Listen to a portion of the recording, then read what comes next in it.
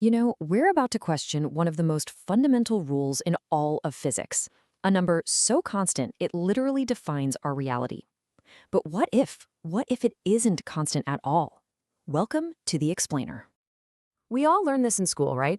The speed of light is this universal, unchanging law. It's the ultimate cosmic speed limit. But what if it's not? What if it's actually changed in the past? Or, and this is where it gets really wild, what if it changed right now? So here's how we're going to break this down. First, we'll look at C as this unbreakable law. Then we're going to travel way back to the early universe to see if it was ever different. From there, we'll jump into a wild thought experiment. What if it changed tomorrow? We'll dig into the, catastrophic consequences. And then we'll flip the whole thing on its head and ask if C is even one of the universe's truly fundamental numbers to begin with. All right, so first things first, let's start with the established law. What exactly is C and why is it such a big deal? Okay, so the speed of light in a vacuum, what we call C, is this exact number, 299,792,458 meters per second. And get this, it's not just a measurement, it's a definition. We've baked it so deeply into physics that we now define the meter based on how far light travels. It's become the ultimate cosmic yardstick. But here's what's really mind-bending. C isn't just about how fast light travels. It's something way more profound. It's the speed of causality. Think of it like the universe's refresh rate. No information, no gravity, no cause and effect can happen faster than this. It's the physical law that means you can't see a domino fall before it's actually been pushed.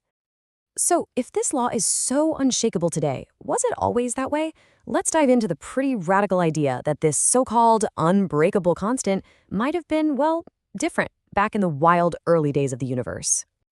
And believe it or not, this isn't just some sci-fi trope. Physicists have been kicking around the idea of a variable speed of light for a long time. Even Einstein himself toyed with early versions of it. These VSL theories basically suggest that C might not be so constant after all. So why would anyone even consider such a reality-bending idea? Well, because VSL is this really tempting physics hack that might solve some huge cosmic puzzles. The biggest one is called the horizon problem. See, when we look at the oldest light in the universe, opposite ends of the sky have almost the exact same temperature. But with the current speed of light, there's no way those two spots could have ever been in contact to even out their temperature. It's like fighting two people on opposite sides of the planet who've never met but are somehow wearing the exact same perfectly coordinated outfit. It shouldn't be possible.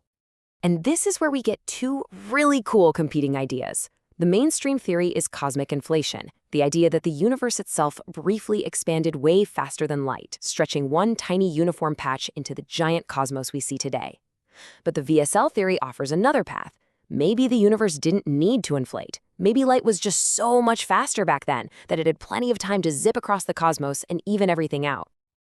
Now, I gotta be honest here, most of the data we have points to C being constant, at least as far as we can measure.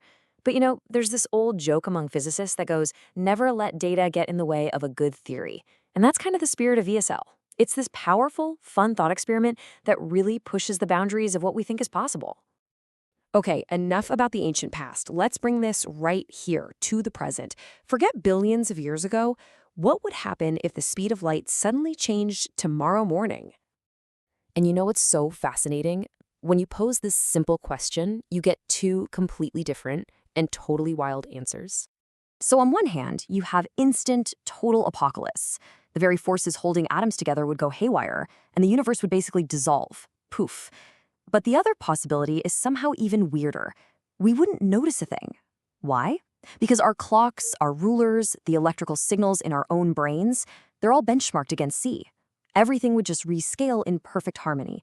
It's kind of like a character in a video game not noticing if the frame rate changes. Their entire reality changes right along with it.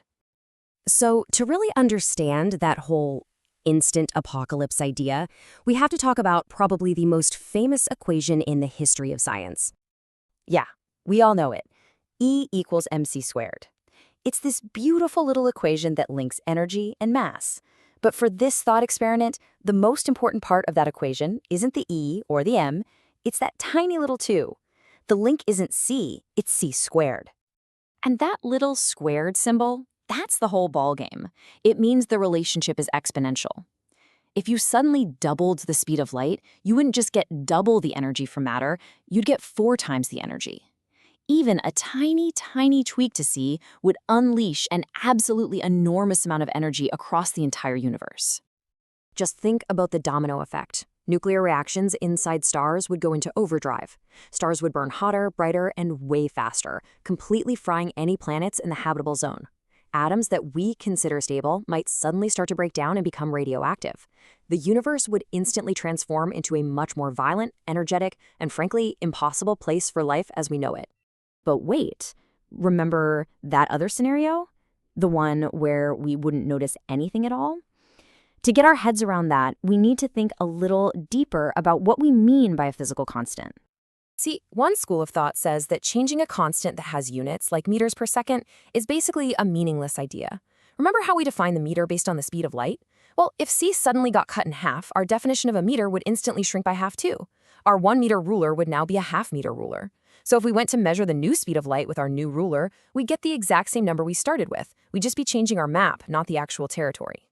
And this is what leads a lot of physicists to focus on what they think are the real dials of the universe, dimensionless constants. These are pure numbers you get from the ratios of other constants, so all the units just cancel out. The most famous one is the fine structure constant, which is roughly 1/137. It's not a measurement, it's a fundamental setting that defines the strength of electricity and magnetism. These are the numbers that truly define our reality. So what this all really means is, maybe we're asking the wrong question. Maybe what if C changed isn't the real mystery. The real question is, what would happen if one of these fundamental dimensionless ratios changed? Now that would change the physics of the universe in a real, measurable way. Focusing just on C might be like looking at the shadow on the wall instead of the object casting it. And that just leaves us with this final thought. The very act of questioning something we take for granted, something as solid as the speed of light, forces us to ask what's really constant. What truly makes our universe tick? It's just an incredible reminder that even our most foundational laws of physics might just be one piece of a much, much deeper puzzle.